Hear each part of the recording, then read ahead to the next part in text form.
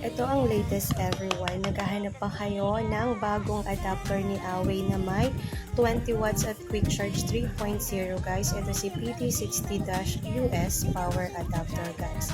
Ang specification nito guys, ang input 110 to 240 volts yan guys. Ayan o.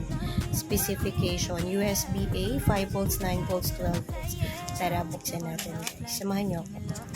Ayan, habang binubuksan natin guys, murang-mura lang to. Pwede nyo nang i-check out dyan sa basket natin. Nandiyan na sa basket, i-click nyo na, kunin nyo na yan guys. Habang may stock pa, napakabilis maubos ng stock natin.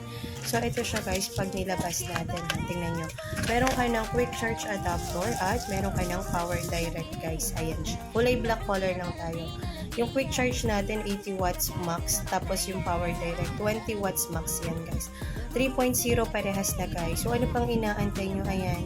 Black color lang tayo. Pwede po yan sa 5 volts, 9 volts, 12 volts guys. USB-A and USB-C. Pwede both of them sa 5 volts, 9 volts, and 12 volts. 20 watts fast charge adapter na yan. Ano pang inaantay nyo guys? Check out ka na!